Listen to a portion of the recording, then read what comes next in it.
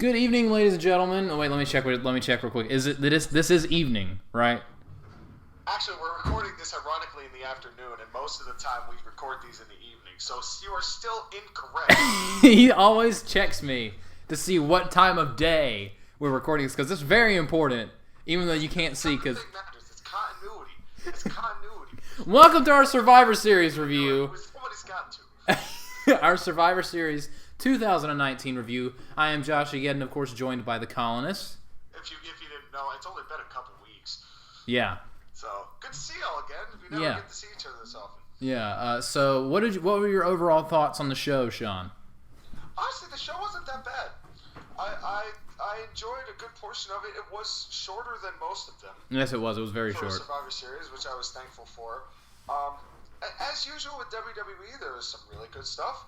There was some okay stuff, and there was some just blah smeared in all over it. It's like the toast was good. Yeah. The peanut butter was good. Yeah. But then like somebody put just like petroleum jelly on it. Yeah, that was Bailey put the petroleum jelly on it. Yeah. Not just Bailey. But yeah, we'll get to that. There were many things that did it, but I overall enjoyed the show, but I don't know. I think it might come down to the fact that you possibly liked this show more than I did. So, did you watch the pre-show? No. Which is ironic because I watched the AEW pre-show, but I don't watch the WWE pre-show. Does anyone honestly watch WWE pre-shows anymore? Well, apparently you were supposed to, because I didn't know this until the main show started. But they started counting in the pre-show, so they were trying to make people watch the pre-show. You remember, that's so weird, because last year they made fun of you for counting the pre-show. I know, and I think it was just like to prove a point of how fickle fans are, because they give it to us and then all of a sudden we're like, no, we don't want it. Still, it makes me think, like, one guy runs this company, but it's like there are two different guys in his head sometimes. It's very schizophrenic sometimes. Giving him some credit. Yeah, yeah. We got like 7 or 8 floating around in there. But before we start, should we touch on the whole Corey Graves incident with Mauro Ranallo? Don't be a dick, Corey. Yeah. Don't be a hypocritical dick. That's my thing. Because it's like, you're not, like 3 weeks earlier, we're bitching about the WWE talent being held back in Saudi Arabia and telling them not to air out all of their issues on Twitter. And then you start making just like, just being a dick. Yeah. And then you don't shut the fuck up about it. Yep. And then don't even apologize for it. He gives a super half-assed apology about it. And of course, WWE is going to promote bully culture because they always have. I cannot believe they are on Corey Graves' side in this. I can. It's sad. But I also think that Mauro obviously has. This is a mental health thing. Yeah. This is not just like. He's just sensitive about stuff. Yeah, because that would be different. At the same time... But that's how they're treating this. It is the wrestling business. Yeah. I'm not trying to accuse Mauro of anything at all. Because I think that he has done absolutely nothing wrong in this situation. Yeah. And should be able to do whatever he does. Because Corey's just being a dick and doing it in a very unprofessional way. Very unprofessional. And I personally don't think that people who work for big companies like that should have podcasts. I cannot imagine, I don't know why, other than the fact that it's the biggest wrestling company on earth, why would anyone want to work for this company? It sounds miserable. Money talks, man. Money talks. I'm sorry, but I would rather have my dignity. You cannot pay me to work for this company. Because I think everybody says that until that money's staring them in the face, and then you're brought to a different decision. I'm inclined to agree with you. I'm not disagreeing. That's why John Moxley didn't even look at his last offer. He didn't want to be tempted. Yeah, because money is a powerfully driving force. But the fact that Corey Graves, for anyone who doesn't know somehow, Mauro Ranallo was doing commentary for TakeOver, which TakeOver was an awesome show. I still have not seen it. Dude, it's really good. It's really, really good. But from what the clips they showed, I think I'd like it. Yes. Adam Cole's a crazy person, but we'll get to that later. So Corey Graves goes on Twitter and says, man, we have a Hall of Famer and a former ROH champion on commentary. I imagine they bring a lot to the table, insinuating that Morrow won't shut up and he's not as important as the other two. Which, couple things. I'm sorry, but Beth Phoenix is awful on commentary, and the less she speaks, the better. She's working hard. I know, but she's working hard. She's working hard. That's all I can say. I cannot stand her commentary. I don't have anything against her. It's just her commentary that I dislike. Nigel McGuinness, I get. Nigel McGuinness is really good. I think Beth has some high points and some low points. I'd still take Beth Phoenix over Excalibur. That is true. That is true. At least she knows what an Alabama Slam is. Yeah, like Vic did. Yeah. Jesus Christ. Did, thank God.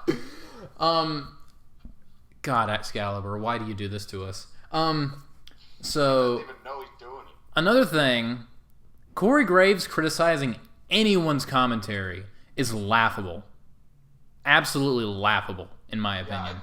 Yeah, he's very much a good days, bad days commentator, and I think that he tries too hard. He tries way too hard. It's like it feels very forced coming from him a lot of the time. Sometimes he does the heel commentator thing on crack. Sometimes it's so I cannot tell you how many times I've muted a WWE show because he wouldn't shut up.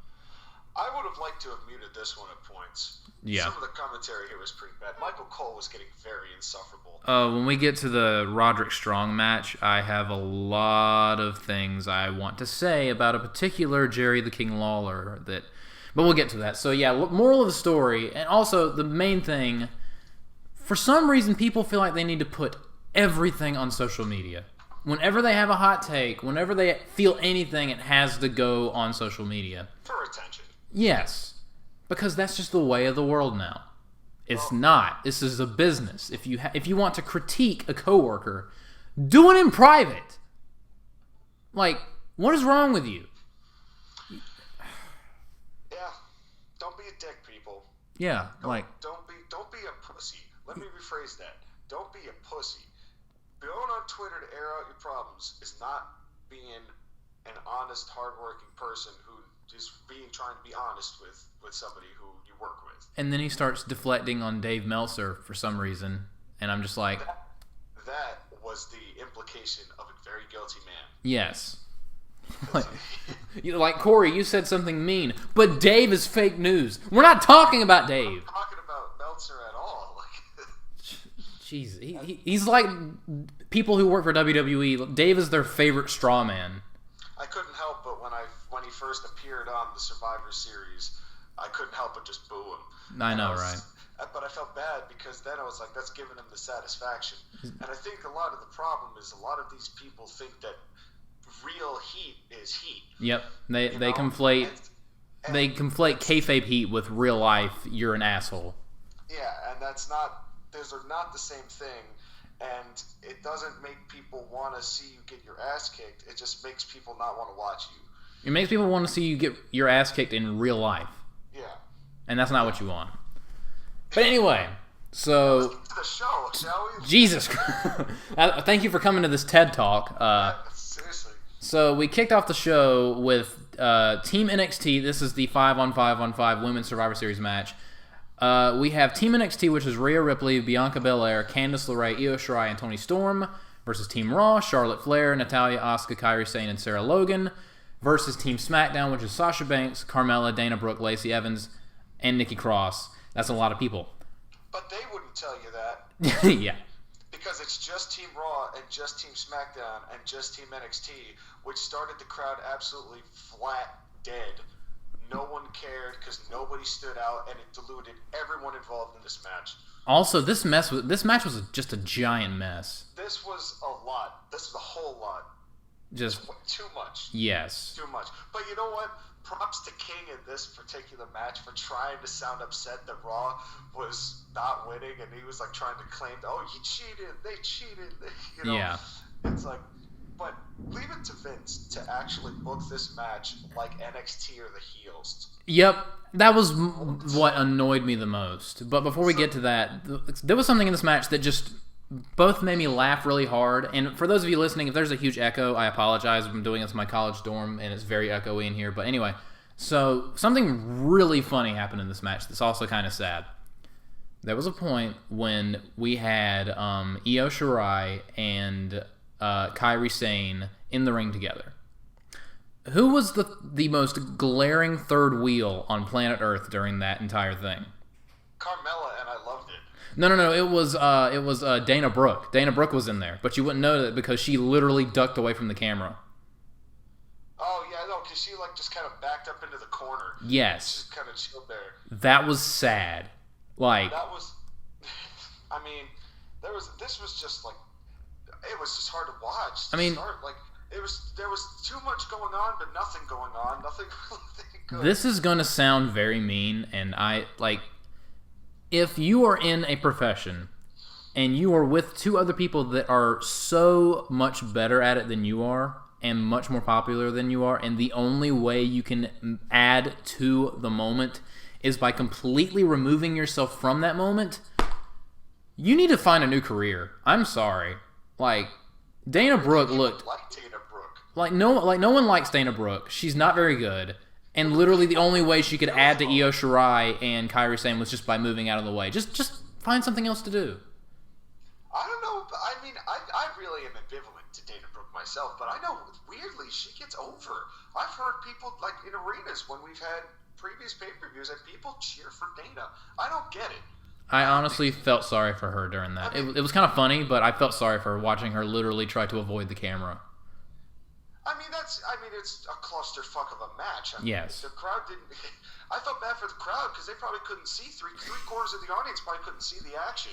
Yeah. Because imagine spending over $1,000 or however much it costs to get front row seats to a WWE show, and the first match, all you're seeing is just a wall of. There's 80 people in the ring.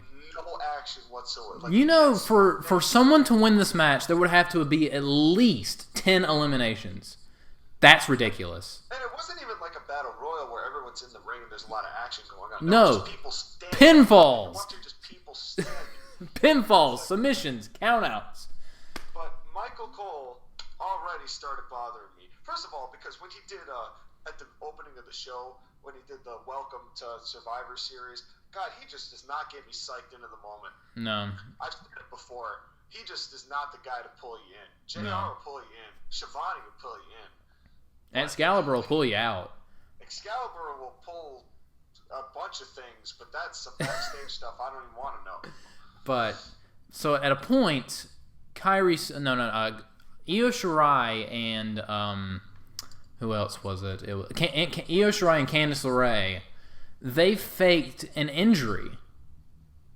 And that allowed Team NXT to, survive the rest of the match.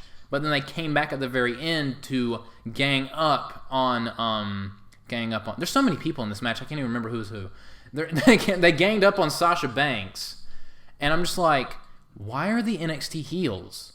You know what I hate about these types of matches too, because it basically destroys the heel and the babyface dynamic on a regular basis. Yes. Because you're climbing 5 people from Raw who are hating each other. Yes. And 5 from SmackDown, 5 from NXT. So it's hard to establish team heels and baby faces and also try to keep who's a heel and who's a baby face. I'm pretty sure this plus a couple other matches were all 3 heels in the final 3.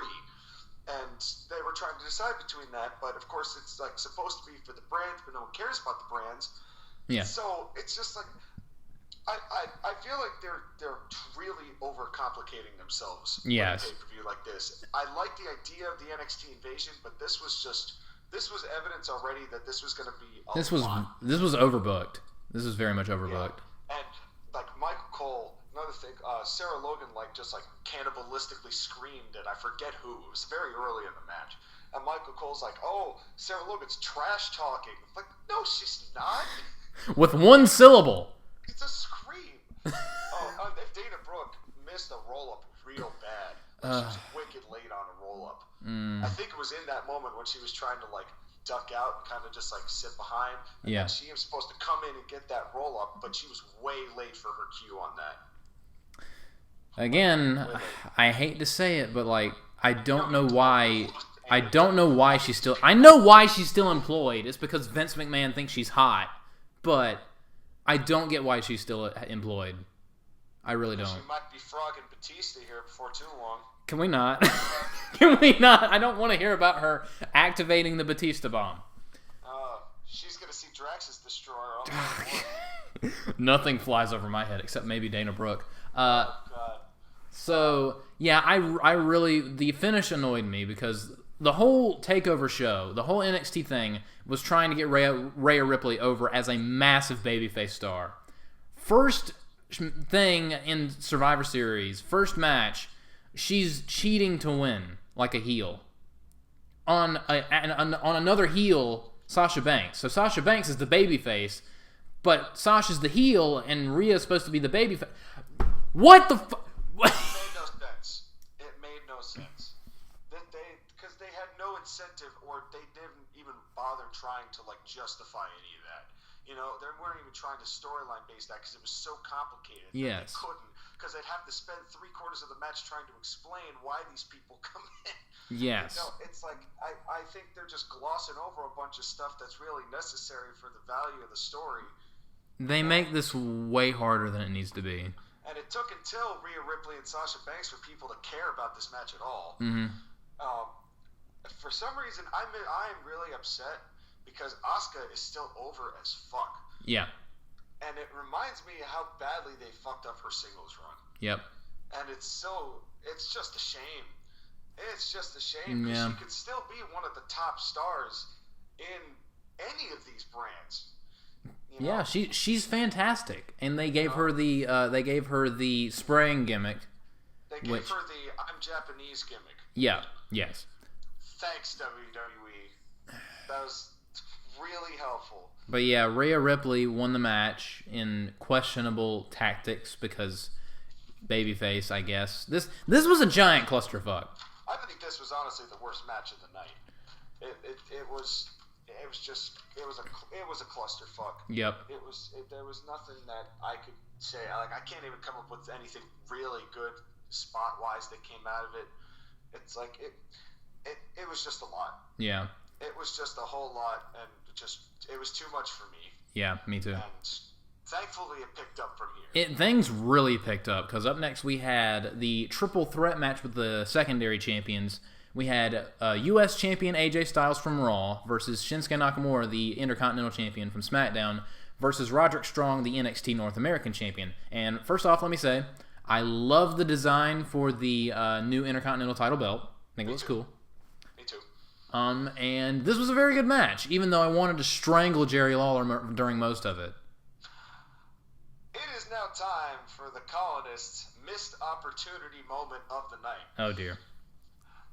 They really missed an opportunity. See, I have one like every WWE show. I think of something like one thing that could have really improved the show or improved the moment.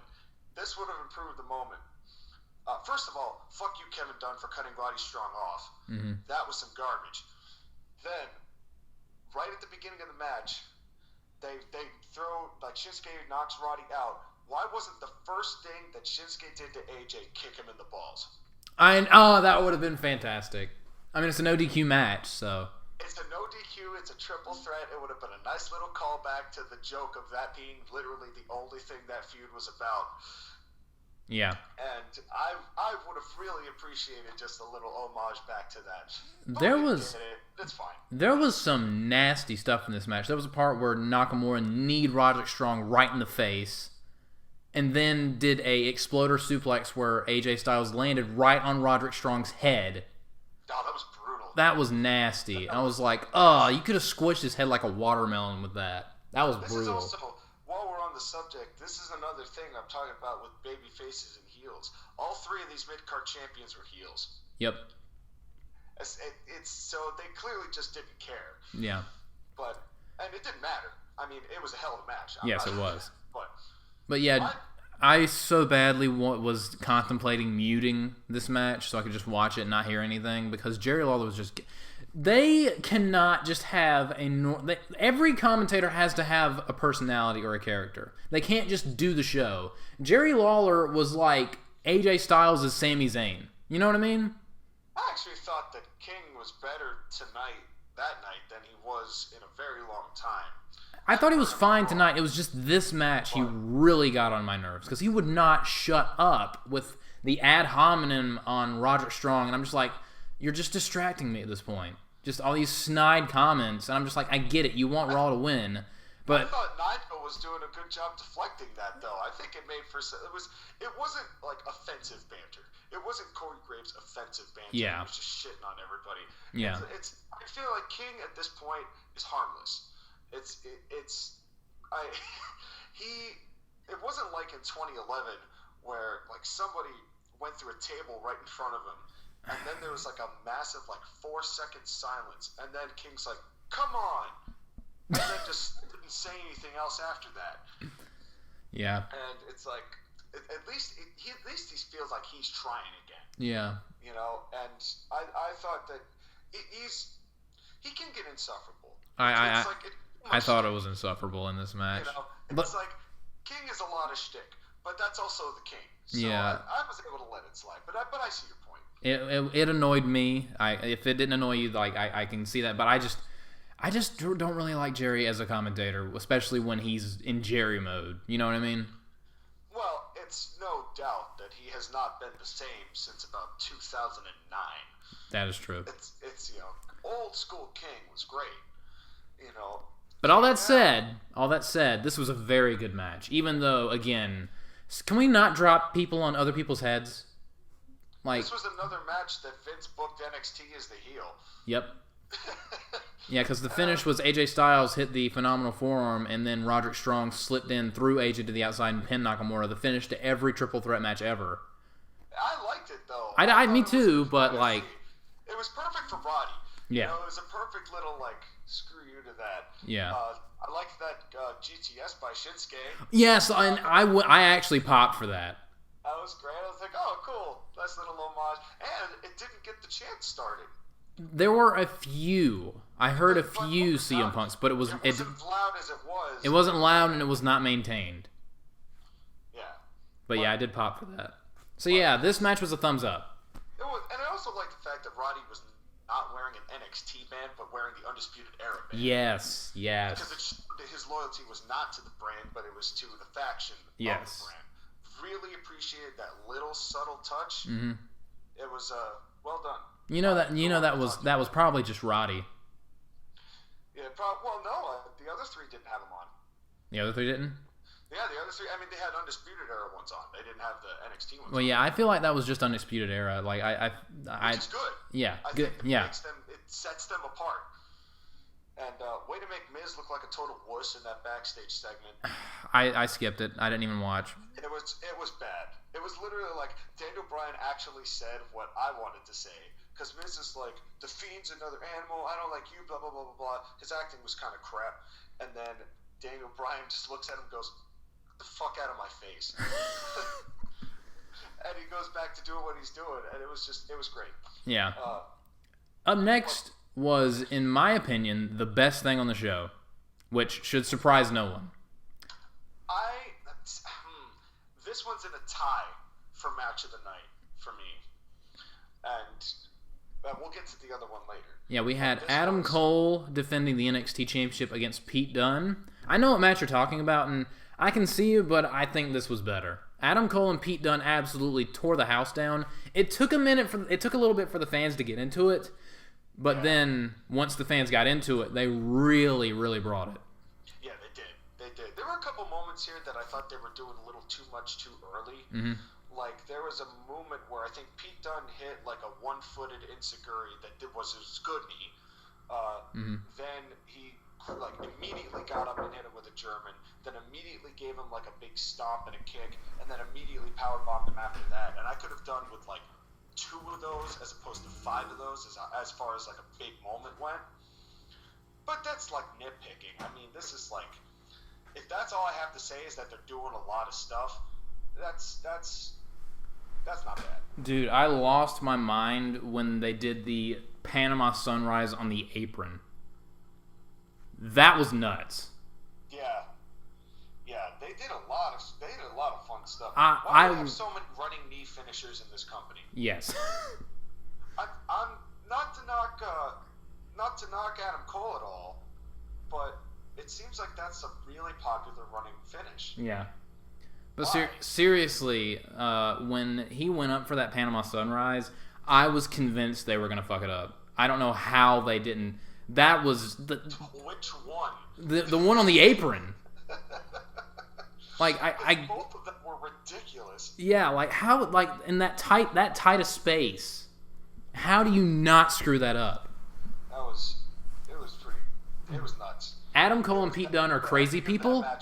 They're insanely talented crazy people. Yeah, that was bonkers. Yeah. Straight up bonkers. But you know what wasn't bonkers? Michael fucking Cole. Gosh dang it, Michael Cole. To what we were talking about earlier, Mauro Ranallo would have really helped this match. Mm-hmm. A lot. Thanks, Corey. A lot. And no offense to Cole, he's just an earpiece at this point. But Cole said some stuff like he made the match feel a lot more meh than it should have felt.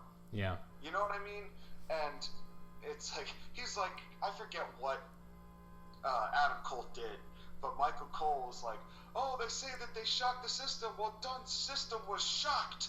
And I was like, shut up, Cole. I'm glad I missed that. To cornball. You are like literally the cornball, but that wasn't the cornball moment of the night. Oh. And I want to get a GIF of the cornball moment of the night of Michael Cole, and it happened right at the end of the show. And I can't wait to talk about it. But this was a hell of a match. Absolutely. I love both of these guys. We all knew Pete Dunne was not winning, but Adam Cole won the match. As usual, NXT outdoing anything that the main roster possibly can come together with. Yep. Like, No surprise. And on their own show. I know. when you think about it. I disrespect my wife. So yeah, this was fantastic. Up next, kind of had mixed feelings on this. The Fiend Bray Wyatt defending the Universal title against Daniel Bryan. I thought the match itself was fine. They need to kill the red light thing. If this thing didn't have the red light on it, this would have been much better. I view this as the match of the night. I think the red lights really hurt both of them, and it's a shame. But because you can't see a damn thing. Yeah. Like the fact that we need to explain why the red light sucks is a tragedy. Yeah, I mean, the fact that it's just like I don't get it. Why does this company have to just add something when they don't need to? The worst part about it is it doesn't even make Bray Wyatt look like magical or mystical, like he's summoning the red lights. It just makes the production look bad, like somebody's got his elbow on the red button and he's just got his face in his hands sleeping. It's like it just makes the production look bad. It's so shitty. And it's not fair to Bray. It is not. It's not fair to him. It's not fair to anyone he wrestles. It's like, well, it's fair to Seth Rollins. Well, that is true. Because Seth Rollins is a dick. Yeah. But it's like, I mean, there was a great moment. For as much as I don't like Kevin Dunn, I have to give him props. That one moment where Daniel Bryan kicked out, or Wyatt kicked out of, I think, Daniel Bryan's running knee, and then the most popular finishing move in wrestling. Well, apparently. And Bryan, you see the camera on Bryan, and then he starts to get up, and as he turns around, he sees Bray Wyatt standing right behind him. That was a good shot. That was a great shot. That was really good. You know, he has a couple really good moments, and then the rest is just dog shit. Yeah. And by the way, why is it that they spend so much money on vagina-looking CGI? Literally, almost every CGI that they made was shaped like a vagina. I'm not going to comment, but I'm guessing you didn't notice. No, I did not. Well, if you watch that men's 5-on-5-on-5, they showed the logos. And you be the judge. We will leave that at that, ladies and gentlemen. That is up for you to decide. But this was a terrific match. I really liked Daniel Bryan, contemplating babyface turning. You know, I like that idea with him. Wyatt is just terrific. Wyatt is the man, but they need to get rid of the stupid red light. But they need to stop at the light. It's distracting and it takes away from the match. I don't know why they do it. I mean, this one was tied for match of the night with Cole for me. Because this was just absolutely it was great storytelling. It just the fucking lame, man. Yeah. But I still got into the match. Yeah. Which is like I was able to let that go for the fact that the match was good. Yeah, same thing. But I think the light bothers me more. But I still think this was a really good match. Someone said this is the best match the Fiend has had, and I agree. As the Fiend character. Oh yeah, I agree. He and Daniel Bryan really put on a really good one. Yeah, and hopefully they're gonna have a rematch at TLC. I would hope so, but I don't want to see a red light TLC match. Can you imagine if they do? How are you like? What if they fall off the ladder because they can't see? You're just putting things. Why? I hate just this company. Why? Up next, Rey Mysterio promo in the middle of this. The Rey Mysterio promo in the middle of this was painfully scripted. I mean, painfully. You mean WWE had someone read a bunch of lines and it didn't work? I can't believe you would insinuate such a thing, Sean. Like, I've heard Rey live, and he's got mic skills, but this was just brutal. And he was wearing a different mask than the one he had when he came out. Fun facts. Which made me think that it might not have been as live as they were telling everybody. Yeah. It might have just been behind the scenes, pre-recorded, and they just went boop and rolled that tape. Why does this company exists to make us miserable? Don't you lie, WWE. I capture you every time. Mm-hmm. Okay, up next. Sean is having fun with this one. I am having fun with this one. Have a great time. Up next, we had Team SmackDown, which was Roman Reigns, Braun Strowman, King Corbin, Mustafa Ali, and Chad Gable. I'm not calling him Shorty G. Fuck that. You go watch some Shorty G. Sean. God, Sean. Brutal. It's cringy. It's so cringy. Why would you do this, Vince? I give up. I give up. I want to die. I'm next to a window and I'm thinking about jumping out of it. Versus Team Raw. You're the one who has the podcast. I know. If I die, you can inherit my YouTube channel. Thanks.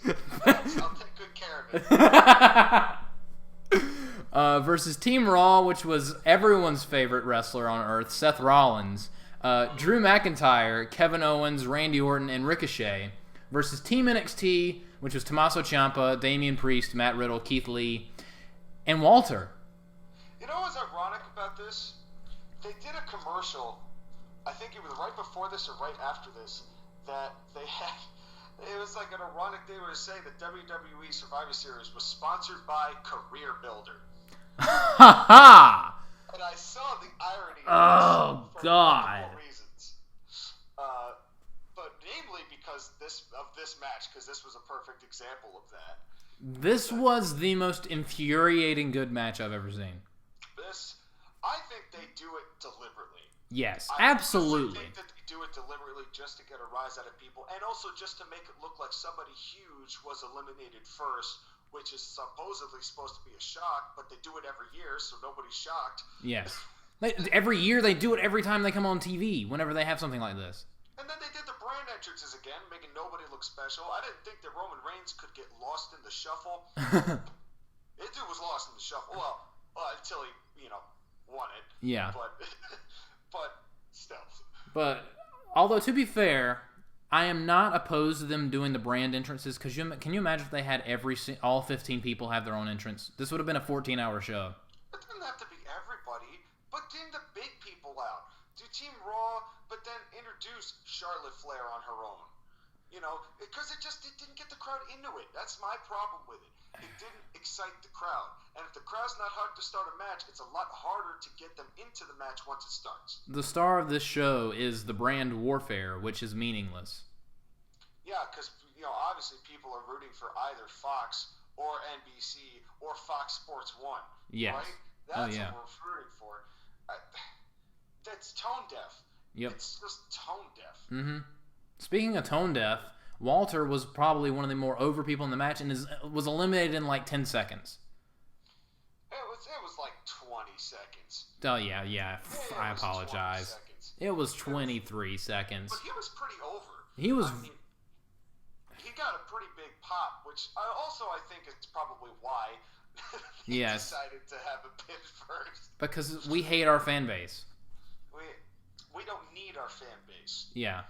Because the brand is more popular now and we've got corporate sponsors. Yep. So we really don't care what you want. And we've made that very clear, abundantly clear from the beginning. And yet we also, at the same token, look in the mirror and wonder why our ratings drop. And try to do things like the 24/7 title to make people watch again.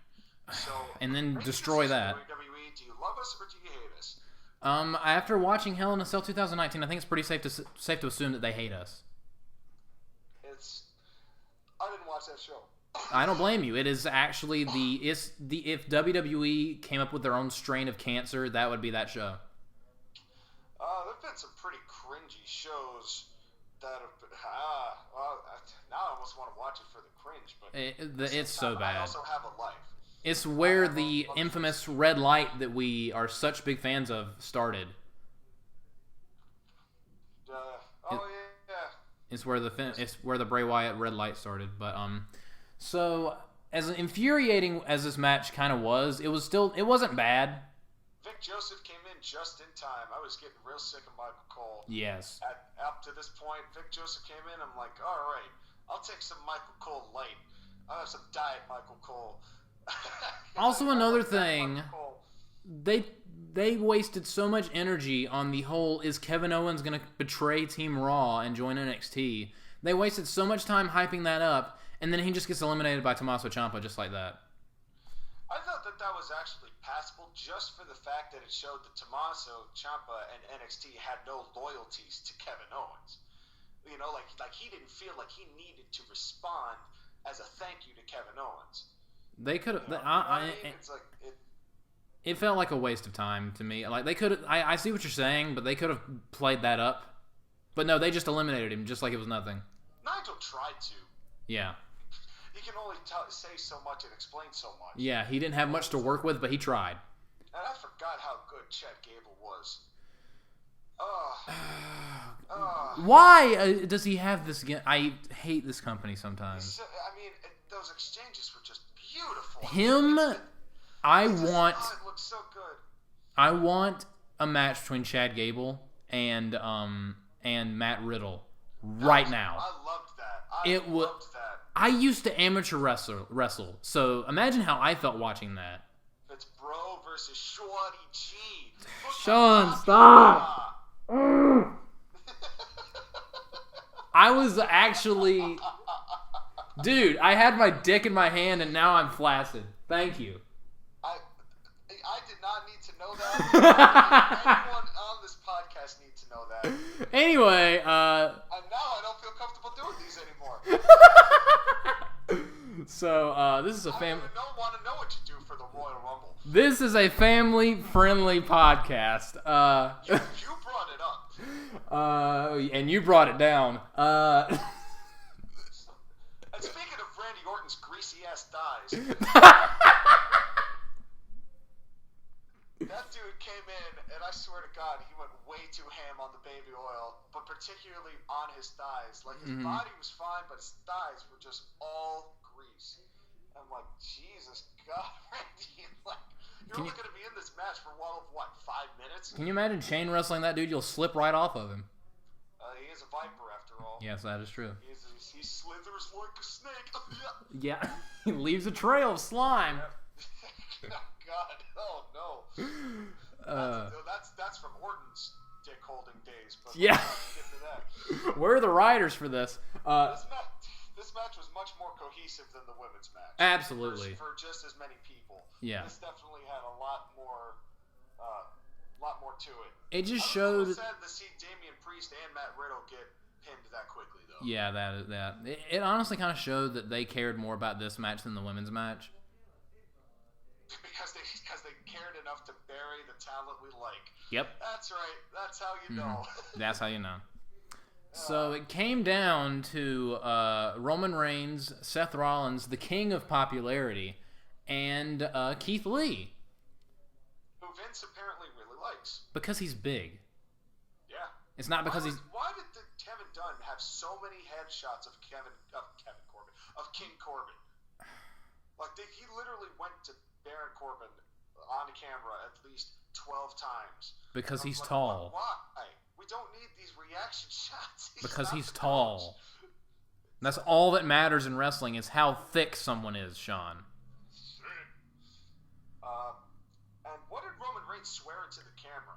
Did you catch that? I think so. I think I know what you're talking about, but I don't remember what the context was.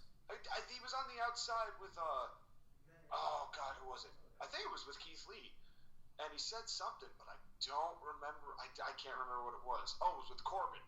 He was in the middle of doing something, like arguing with Corbin. Oh yeah, Somebody swore, and I think it was Roman Reigns, and I don't know what he said. And I wanted to see if you caught it because I watched this like yesterday. Yeah. And yesterday being a week after this pay-per-view has been recorded. Yeah, I watched this like a week ago, so. But I will say, as much shit as we give this company, I know it's because he's big, but they made Keith Lee look like a superstar in this match. Yeah, I mean, Keith Lee pinning Seth Rollins is a pretty high endorsement. Yes. I mean, that's a hell of an endorsement. And at least Vic Joseph knew what a goddamn Alabama Slam was. Yep. Thank you. I'm still not over that, Excalibur. I'm still not over that.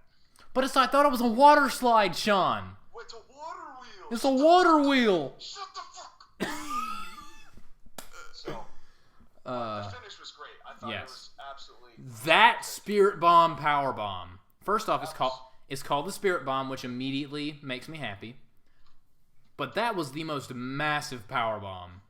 It was gigantic. It was great. Like, how did Roman Reigns not just explode on impact? And I know this is going to be a controversial thing to say because it always seems to be, but at this point, I think I'm ready for another Roman Reigns title run. Oh yeah. I think I'm honestly ready for it because they took their time building him back up. Mm-hmm. They didn't force it. They really decided to go slow and really build it organically to the point where I'd really like to see Roman Reigns in the title picture again. I know that there's going to be a lot of people who are going to boo it regardless. Yes. But I think a lot of that has to do with the fact that Roman Reigns' nuclear negative heat has transferred to Seth Rollins. Like, they had a heat transfusion. Hey, I'm cool with it because I've always liked Roman Reigns better than I have Seth Rollins. That's without, even when Roman Reigns was at his worst. Yeah. I still liked Roman Reigns better than I liked dude, Seth. I used to love Seth Rollins, and then he just turned into a massive dickbag. I like Seth. I mean, I like Seth, but I've always thought that Roman Reigns was just the superior athlete, of course. Yeah. So, this match, as infuriating as it was, I thought it was all right.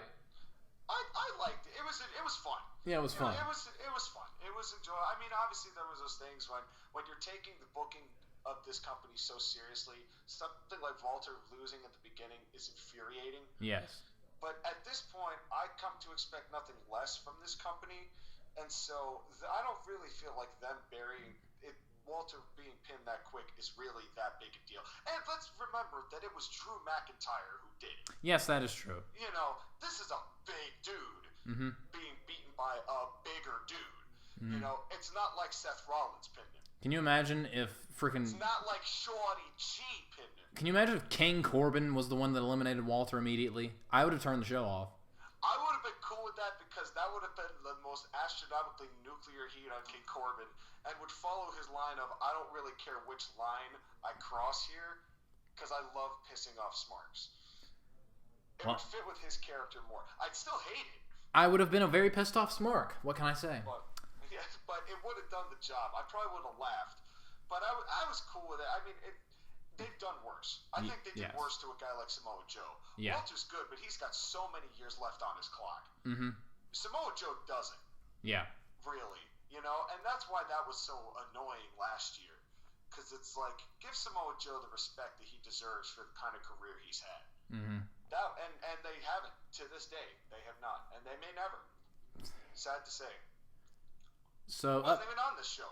No, he was not. Up next, we had. I thought this was much more fun than I thought it was going to be. Brock Lesnar defending the WWE title against Rey Mysterio in a no-holds-barred match. It wasn't very long, but I thought it was very entertaining. I think it was as long as it should have been. Yes, it was. Any longer, and this would have turned bad. Any longer, this would have been like the main event, which we will discuss in a second. But yeah, I thought this was fun. What's wild about this is that I realized when Lesnar was over by the announce tables with Mysterio, they teased that powerbomb spot with the Shield, and then they never did a table spot in the whole match. Yeah. And then they did it again. They did it again with Lesnar and Mysterio. They teased it again. And it didn't happen again. Yeah. And I'm like, wait a minute. Yeah, I did remember that. I honestly thought that Roman Reigns and Seth Rollins were going to do the Shield powerbomb through the table on Keith Lee, and they never did. Yeah, but they didn't do anything like that. And I know why. They were saving it for the triple threat, which is cool. Yeah. However... Yeah, we will get to that. Because normally in the general confines, if you set something up like that in a match, you pay it off in that match. Yeah. Rather than setting it up twice in 2 matches that don't have nothing to do with the third match. Yeah. Maybe that's just me. Dominic throwing in the towel. Coincidence? I think not. It's a marathon, not a sprint. It's a marathon, not a sprint, Sean. That was too funny. As soon as I saw the towel, I'm like, oh, really?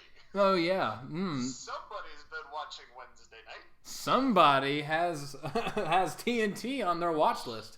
And as usual, WWE did it half-assed, and it wasn't as effective. Yeah. But Dominic looked great. I mean, that was cool. When him and his dad did the double 619, I popped. That was awesome.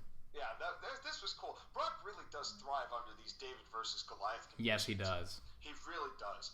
And Dominic did an awesome frog splash. He did, but he landed a little short. Not totally short, but a little short. Yeah. But it was still good. It was still good. Considering his level and the fact that he was, in street clothes, it looked pretty good. The finishes of these matches were generally solid. Mm-hmm. Pretty much all night. It was... And then, of course, Brock Lesnar grabbed him and launched him across the ring with a German and then F5'd Ray and won. But yeah, I very much enjoyed this. Yeah, no, this was a fun match. Yeah. It was a fun match, didn't go too long. It was nice to kind of use that as the breather. Mm-hmm. What disappointed me, though, is that they still view Brock as the bigger draw between him and Wyatt.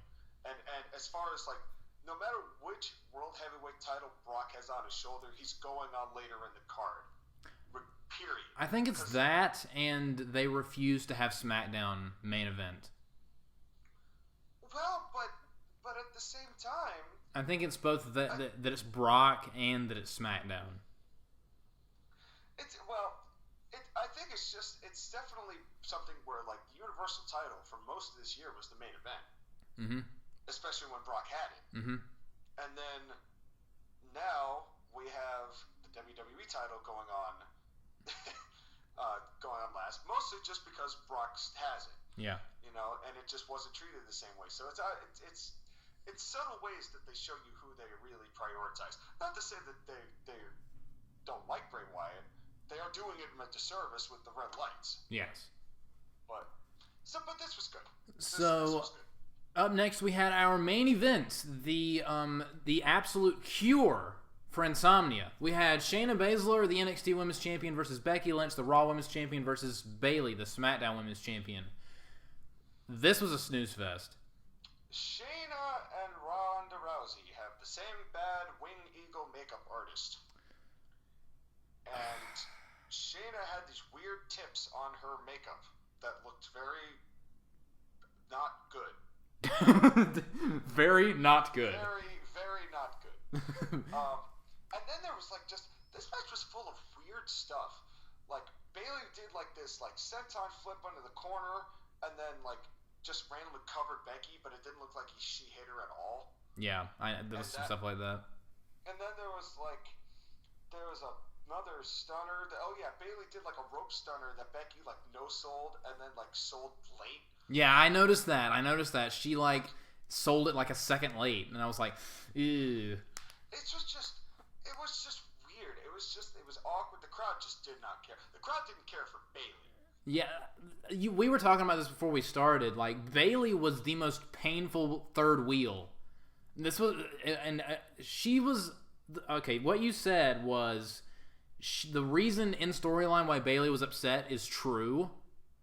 That was why this match was so just meh, because Bayley was the third wheel in this match, and yet she was in control for most of this match. So of course no one cared.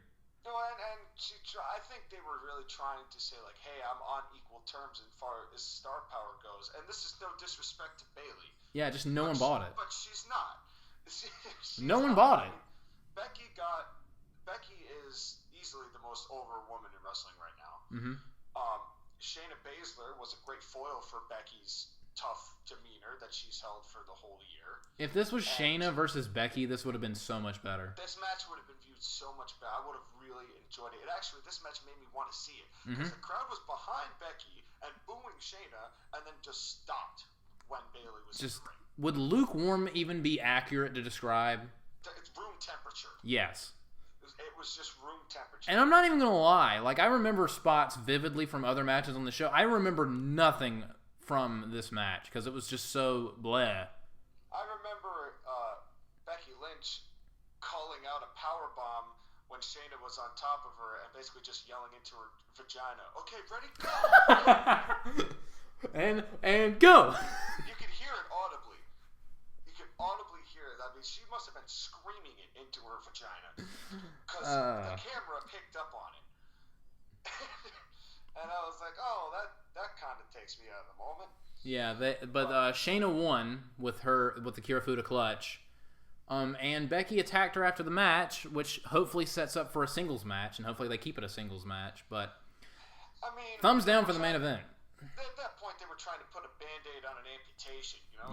Yeah, like, that is a very good analogy. You know, it was like they knew, I think that they knew that this was kind of the difficulty of having three brands and trying to have all three brands in every match. Like, it's just a lot of triple threat matches, and it just deludes people. Plus, they had the scoreboard up. The only, NXT was in the lead. All SmackDown could do would be tie, and Raw only had 1 point. Yeah, so what did it matter? So this match was pretty much meaningless. And I think Bayley eating the submission was obviously the right choice, but it was just still just blah. Yeah, no one cared. Yeah, it was just blah.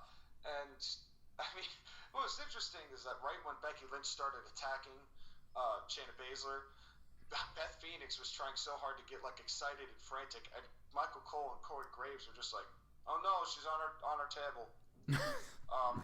No, don't do that. And then the best moment of the night happened. That one I'm going to find a GIF of, or at least clip the video of, and display this for the world, because it's the greatest thing I've ever seen Michael Cole do.